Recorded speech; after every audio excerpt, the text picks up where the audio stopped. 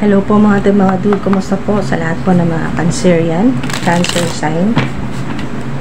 Ito po ang inyong divine messages. Alright, so Cancer, wow, ganda, sumilip na ang Sun card, agad-agad. Sun at 8 of Cups. Magandang mensahe po yan sa inyo. Iiwanan mo na ang mga toxic na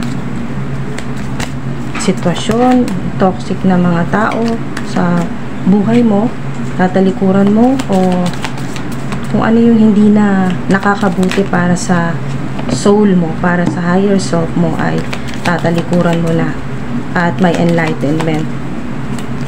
Okay, so maganda ang Sun card. Sun ay yes din po yan kung meron kang katanungan. Meron pong nagpaplanong umalis, may naghihintay ng manifestation, pinagbubuti mo ang manifestation mo sa kasalukuyan. Alright, so ito ay timeless reading mga dude, timeless reading para sa mga Cancerian. Ngayon pong week na ito, kung kailan nyo po ito mapanood, ngayon pong week na ito hanggang next week, yan po, ito po yung mga mensahe para sa inyo. Alright, ulitin ko po, ito pong week na ito hanggang next week, itong buong linggo hanggang sa susunod na linggo. Okay, so sa mga Cancerian, divine beings, divine universe, divine highest white light, ano pong dapat malaman, anong dapat marinig ng mga Cancerian ngayon pong linggo na ito. Okay, this week hanggang next week, ano pong dapat nilang malaman? Wow, Ace of Wands, Ace of Wands, wow. Thank you po. Divine beings, guardian angels, guardian spirits, salamat po. Napaka-powerful na mensahe. Judgment. Six of Cups. Two of Swords.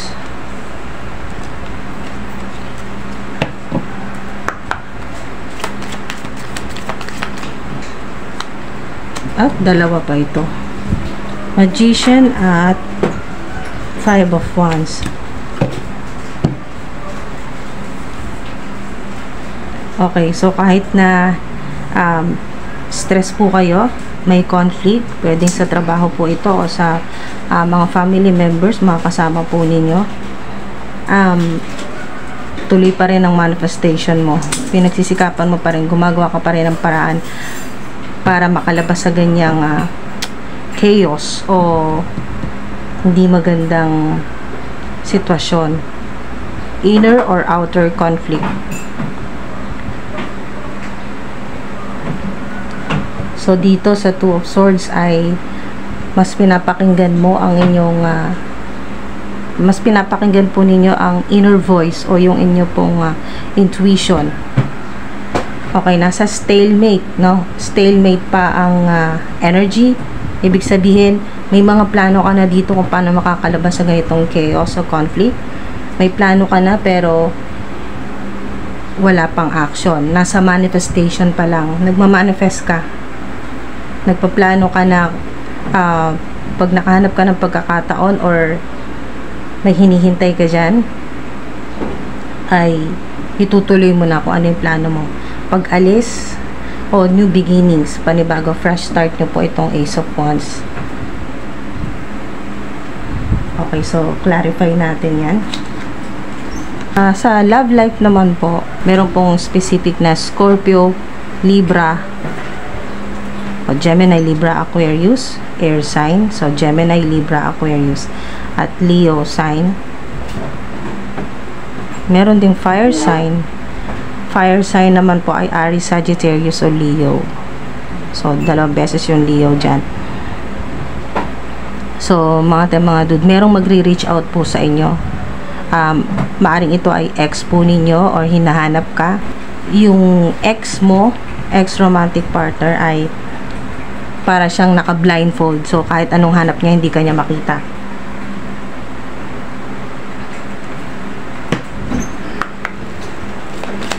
Pwede rin ikaw ito, magre-reach out ka, no?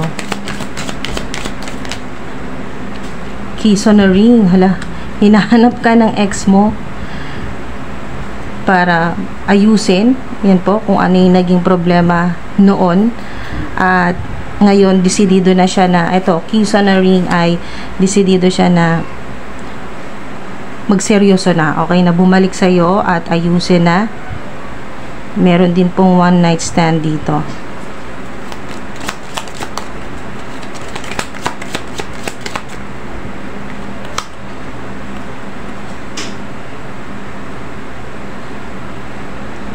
Okay, dito sa new beginnings, dito sa plano mo na pag-alis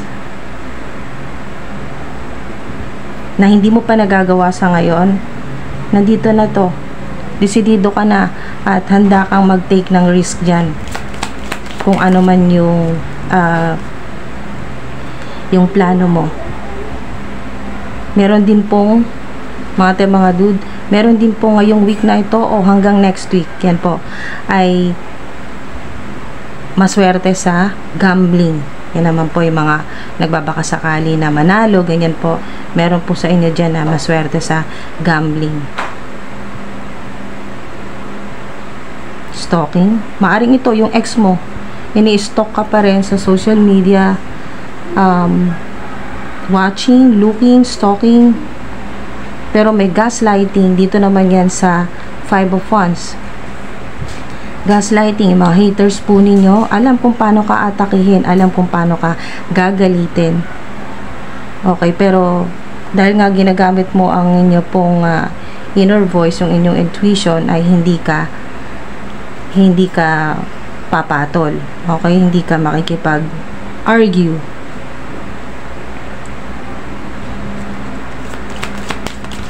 So, hindi mo papakita. Ito yun, yung being strategic. Ang ganda ng mensahe sa inyo. Being strategic, yung energy mo kahit na may mga umaatake sa'yo ng mga haters, mga enemies, kahit po sa may mga online platforms, mga dude, ay hindi ka magpapakita ng kahit anong reaksyon, kahit na binubuli ka, yan po, sa social media, or kung ano man yung mga sinasabi sa'yo ng mga masasakit na basta mga hate speech, yan po, ay hindi ka nagpapakita ng kahit anong reaksyon. Hindi mo hindi ka nagbibigay ng hint sa kanila kung anong susunod mong step o anong gagawin mo. Pero meron dito na kapag nakita mo na sobra na ay magre-reklamo, i-report kasi may judgment dito eh. Maaring magsasampa ka ng kaso, i-report, ipapablatter, ganyan po, o magre-reklamo sa higher ups. Kung ito naman pong conflict na ito o chaos ay nangyayari naman po sa workplace po ninyo, talagang tahimik ka, wala silang idea na kaya mong gawin na magreklamo, ganyan po, or i-report sa higher up, sa HR, mga ganyan po na sitwasyon na chaotic, ay nananahimik ka, hindi nila alam na gumagawa ka na ng action para ipagtanggol din yung sarili mo. Okay, so yung being strategic ay napakaganda niyan sa iba't ibang aspeto. Kung ito naman po ay sa love life, ngayong week na to hanggang next week, kung ganyan po yung nangyayari sa inyo na bumabalik po, no, yung inyo pong ex, at hindi nyo na talaga gusto dahil ayaw nyo na rin mangyari ng paulit-ulit yung conflict nyo noon. Okay, yung chaotic na sitwasyon noon, ay strategic ka din dyan. Alam mo kung paano iiwasan. Sa Two of Swords, wala kang gagawin eh. Hindi ka mag-reply, hindi ka makikipag-usap, kasi gusto mo na ng new beginnings, Ace of Wands, new beginnings sa work mo, sa relasyon, sa family members, sa mga family members na talagang mga narcissist, at ang ilan naman po sa trabaho. Okay, so may judgment dito. Meron ka ding maring ikaw yung magre-reach out, sa ilan magre-reach out, no? May mga kukontakin ka, may tatawagan, may i-invite ka para mag-meeting, ganyan po, o email, may marireceive kang invitation. Basta ito yung pag-uusap, na malaking opportunity para sa iyo, no? Para ma-clear din, maayos din kung ano yung issue sa ilan, kung ano man po itong issue na ito sa kung sa trabaho, may makakausap ka. Sa ilan naman po ay may tatawag sa iyo, malaking opportunity. At ang advice ay dito ng mga guardian angels mo, guardian spirits, na answering the call to action creates new opportunity. So pag ito ay sinagot mo, itong life-changing call na sinasabi dito, so to speak, ay makakatulong ito sa pagbabago at mas mapapadali din ito yung new beginnings na pinagdarasal mo. Ayan po, na makapagsimula ka ulit ng buhay na walang asungot. Ayan po, walang mga toxic na, kahit hindi man mawala, at least ma-minimize, no, mabawasan yung mga toxic sa buhay mo. So, 'di ba? Synchronized dahil may snake dito. Ngayong week na to hanggang next week ay matindi ang competition, kung ito man po ay sa trabaho na tinutukoy dito. Maglilitawan yung inyo pong mga enemies, mas pagbubutihin nila yung pagsabotahe sa'yo. Yung mga haters mo, mas gagalingan nila yung pambubuli sa'yo, yung pambibwisit sa'yo. So, andyan na yan, mga ating mga dude. Lahat ng snake sa buhay po ninyo. Pero dahil nga strategic ang energy, mga dude, dahil nga being strategic ang energy po ninyo, at may magician ka dito, may sinasabi dito ang guardian angels, guardian spirits po ninyo, na mga ancestors po ninyo, na kung ano yung sinasabi mo, yung iniisip mo, yun ang mangyayari. Magician. So, kung iniisip mo na malalagpasan mo itong mga to, makakaiwas ka sa mga snake, sa mga evil people, yan po. Sa competition, dahil ayaw mo naman talagang makipagkompetensya sa kahit kanino, kasi sa totoo lang, ang kakompetensya mo lagi dito ay yung sarili mo. Ayan, no? Inner conflict. Yun lagi eh. Kasi, kung tutuusin, wala ka naman dapat problemahin. At kumbaga mga hindi nyo na problema kung anong sinasabi o iniisip sa inyo ng mga tao eh. Dapat hindi yun nakaka-apekto sa goals mo, or sa ito yung tinatarget mo na new beginning o fresh start para sa'yo. Ngayong week na to hanggang next week, mga dude, ay magkakaroon ka ng bagong energy, positive, strength, willpower. So, ma-activate po yung inyo pong will to create na energy, at yung pagiging strategic po ninyo.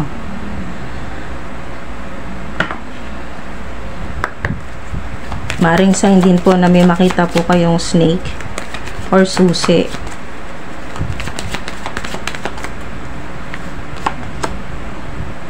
Okay, so gaano man ka chaotic, gaano man ka laki ng problema mo sa ngayon, hindi maganda ang sitwasyon, ay remain positive ka pa rin dyan. Ang key sa na ring naman po, kung sa love life, ay meron talaga ngayong week na ito hanggang next week, meron talagang maglalapit sa'yo or kukontakin ka, ganyan po, no? Magme-message sa'yo, magre-reach out sa'yo. So, marami kang options. Ibig sabihin ay maraming nagpaparamdam ng romantic feeling sa'yo, nagpapapansin sa'yo. So, meron din po ditong tatlong susi. So, ito ay susi para sa new beginnings, fresh start mo. Yung isang susi naman po ay para sa kung ano na manifest po ninyo sa career po ninyo yan. At yung isa naman pong susi ay yung maa-unlock na bagong romantic life po ninyo. Yan po. Maaari din kinokontak ka o gustong kinokontak ka or hinahanap ka ng ex mo para humingi ng tawad. Ayan po. Dahil hanggang ngayon, pwedeng 6 years na sa ilan. 6 years, 2 years, 5 years, o ilang buwan pa lang ay wala siyang inner peace. Hindi siya matahimik. Di matahimik yung kalooban niya, yung isip niya. Dahil alam niyang may ginawa siya sa'yo hindi maganda. Okay?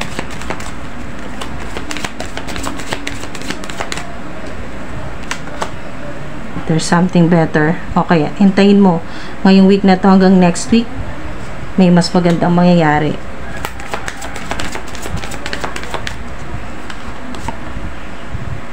Diba? Within the next few weeks. Okay, so ito ay confirmation na next week may mga pagbabago dyan. Yung hinihintay po ninyo na, kung sa pera naman po ito, yung hinihintay po ninyo na approval, may tawag or may mag-email sa'yo, may magte-text sa'yo. Itong week na ito hanggang next week, meron kang hinihintay. Kung ito ay sa pera, matatanggap mo yan. Maghintay ka hanggang next week. Good news yan.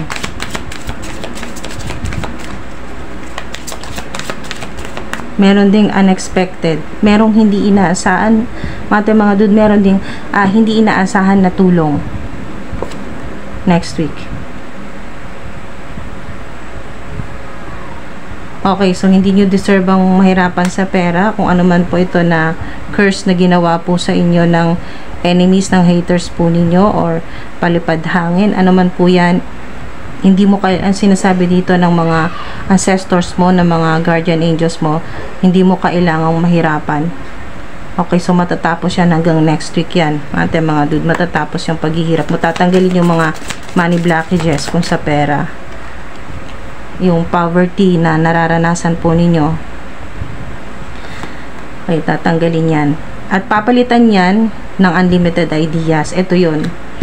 Ito yung ideas, Ace of Wands. Your mind is one with God's infinite mind. Therefore, you have complete access to unlimited ideas guaranteed to bring blessings. So, ikaw, maring ito nga yung tinutukoy dito na susi. Meron kang, binigyan ka ng complete access or binigyan ka ng authority ng Divine Universe para ma-access mo nga ito, makuha mo lahat ng kailangan mo, unlimited ideas.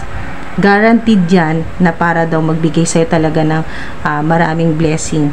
So, matanggal na itong poverty sa buhay mo, matapos na dahil hindi mo deserve na paghirap, okay, na mag-suffer o magsakripisyo. Hindi mo na kailangan buong buhay mo puro sakripisyo, puro struggle, suffering, ganyan po, competition. So itong poverty na to, ito yung tatanggalin. Ito yung isang susi na unlock na, no? May nabuksan na ito yung unlimited abundance yan. Kasi kung binigyan ka ng complete access ng Divine Universe para sa unlimited ideas, so yung abundance mo unlimited din. Kaya pala there's something better. So magsisimula ngayong week na to, hintay kayo hanggang next week. Napakaraming pagbabago. Okay, mga dude. At itong mga snake sa paligid po ninyo, hindi talaga nananahimik yung mga yan. Hindi tumitigil. Yung negativity o yung poverty, lalo-lalo na napaka-specific yung paghihirap po ninyo sa pera. Poverty ito severe. Poverty, sobrang hirap. Sa ilan naman nakakaranas talaga ng sobrang hirap sa pera. Ay itatransmute yan ng Divine Universe. Papalitan yan. Ito yun. Dahil na rin ito sa nabuksan ito, dahil ang susi, ito, yung ginagawa mo, yung pagdarasal mo, yung pagmamanifest mo. Sa'yo nagsimula yan. Kaya may mga na-unlock na ganito, unlimited ideas, abundance. Ikaw yung makaka-access. Binigyan ka talaga ng authority, binigyan ka ng susi ng Divine Universe para mabuksan mo itong unlimited ideas na magbibigay sa'yo ng mga blessings. So, dito naman sa pagtanggal o pag-transmute, no, mga dude, ang mga enemies, mga haters o itong mga snake sa buhay mo naman, ang mawawalan na ng access. Kumbaga mga dude, ngayon nabuksan mo na, no, nagamit mo itong susi para mabuksan itong unlimited ideas, unlimited abundance mo. Ngayon, kung may nabuksan, may magsasara, may kailangan magsara, at yung magsasara ay yung access, okay, yung pong hindi na makakalapit sa iyo, hindi na makaka-access sa iyo itong mga haters, mga enemies. Kahit anong palipad hangin, anong evil spell, ano pang gawin nilang matinding black magic, hindi tatama sa iyo. Kasi ito yung magsasara. Dahil ang nabuksan mo, na transmute, ang nabuksan mo ay itong mga blessing, unlimited ideas. Ayan o, God's infinite mind. Okay, so mas makakapag-focus ka kasi nga wala na mga asungot, wala nang manggugulo sa'yo. Kung meron man, iilan-ilan na lang itong week na to hanggang next week. Ilan-ilan na lang yan at wala na rin naman silang ganun ka lakas na energy para makadikit sa'yo kasi hindi na talaga sila makaka-access. Kahit pa sabihin na hindi na bawasan, marami pa ring snake sa paligid, hindi na sila makaka-access, hindi na sila makakapasok sa energy field mo, sa vibration mo, mga dude. So mas makakapag-focus ka sa gagawin mo or sa mga proyekto mo ngayong week na to hanggang next week. Mas marami kang matatapos na fulfilling na mga trabaho o proyekto. Power of prayer, 'di ba? Ito yung sinasabi kanina, napaka-powerful ng panalangin, ng pagdarasal po ninyo kahit sa isip lang po, yung pagmamanifest po ninyo. Yun talagang napakatinding weapon, napakatalim na weapon yan para sa mga enemies po ninyo, no? Panlaban sa mga haters po ninyo. Give the situation to God for uplifting and healing and be open to miracles. Heaven's unlimited resources, diba? Ito na yung unlimited. Unli na kayo ngayon sa mga lahat ng kakailanganin po ninyo. Yan po, oh. Heaven's unlimited resources, love. Ayan, kasama yung sa love. Sa mga nagmamanifest naman po ng soulmate o ng yung talagang yung tao na magmamahal sa'yo ng totoo. Yung hindi mo kailangang habulin. Okay. Love and answers are waiting your prayers. Lahat ng ano mang gumugulo sa isip mo, ano yung mga kailangan mong malaman, sagot, lahat ng sagot ay makukuha mo yan, ma-unlock, mga dude, ma-access mo yan. Ito na yung clue sa inyo sa pamamagitan. Bali, ang susi po ninyo mga dude dito ay prayer or panalangin, manifestations, yan po, prayer, manifestation, kung ano yung intention po ninyo. So be sure to act upon the divine guidance God gives to you in response to your prayers. So kung malalaman mo yan, mga dude, ngayong week na to hanggang next week, malalaman mo kung anong sagot sa'yo ng Divine Universe. Bibigyan ka ng signs and synchronicities, yan po, or mga angel numbers. Kung makikita po ninyo madalas 1111 or 1111, 555, 555, 222, 222. Sa ilan naman po ay number 6, specific din na number 6. So maaari pong may malapit po sa inyo or significant person po ninyo na ang birth month ay April, meron din pong June, may February, may January.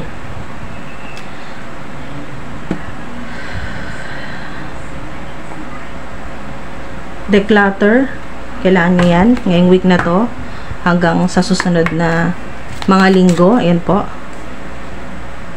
within the next few weeks, lalo na kung itong week na to hanggang next week, yan po ay mag-declutter po kayo, maglinis, hindi lang ng living o workspace po ninyo, pati po ng declutter din po ng inyong mind, ng thoughts, ng isipan po ninyo, para mas makapag-focus po kayo at para ma-unlock pa yung iba pa pong mga resources na kailangan po ninyo. Mabubuksan yan. May 3 susi ka dyan. Maaari din pong sa'yo na may makita ka mga susi, lalo na 3 susi. Or yung golden po na susi na pang Chinese, yung ginagamit po na pang lucky charm, kung meron po kayong ganyan. Or yan po ay gamit po ninyo, no? Keychain. So, isang sign din po yan na ito na yon. Ito ning hinihintay mong hint or signs mula sa Divine Universe. Stay away from drama today, di ba? Stay away from drama today, o itong week na to hanggang next week. Iwasan nyo ito, yung mga ganyan po. Lahat ng ito, iwasan nyo to. Chaos, conflict, drama, BS or bullshit, ganyan po. Iwasan niyo yung mga ganyan. Lalo na ngayong araw na to na mapanood nyo po. Etong week na to hanggang next week, iwasan nyo, wag kayong mag-react. Hayaan nyo lang sila. Hanggat hindi pa naman umaabot talaga sa sinisira na yung trabaho po ninyo, yung inyo pong yung reputasyon po ninyo. Kung mga hate speech, yan po ay lalo na po sa may mga online platforms, kung mga ganyan po na harassment or hate speech po sa mga social media po ninyo, ay hanggat kaya po ninyo, wag munang mag-react hanggang itong next week. Pero kung hindi talaga tumitigil, no, patindi na ng patindi, mga dude, kumbaga malala na talaga yung pambubuli po sa inyo, yan po, pwede nyo na yung i-report.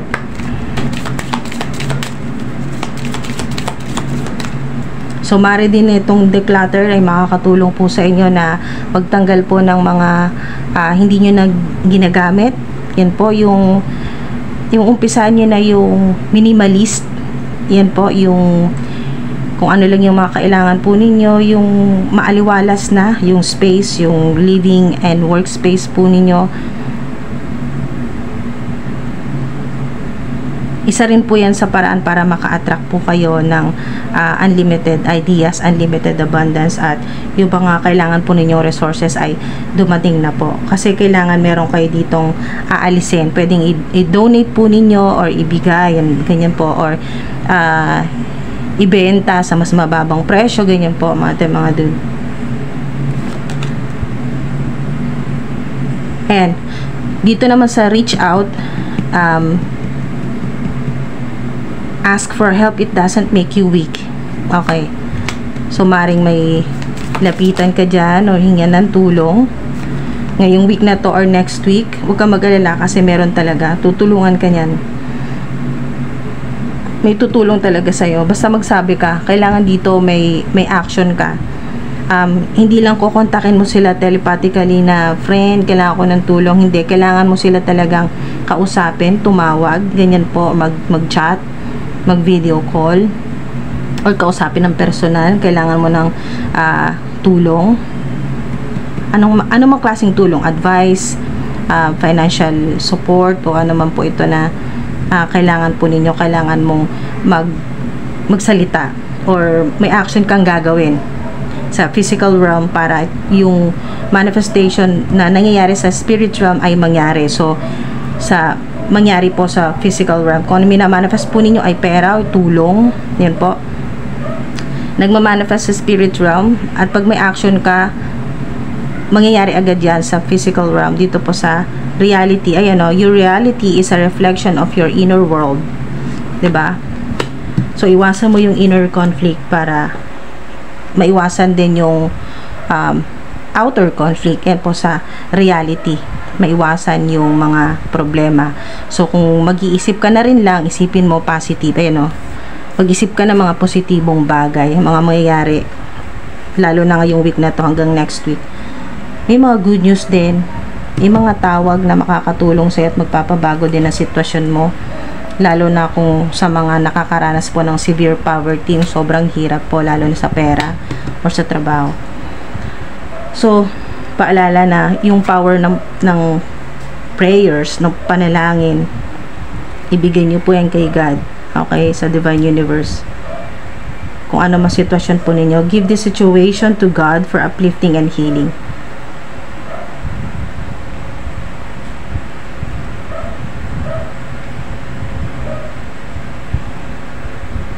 So, meron po ditong initials. Pwedeng ito yung initial po ng ex po ninyo or ng bagong magiging romantic partner po ninyo. Makikilala po ninyo ngayong week na to hanggang next week. Ayan po sa ilan.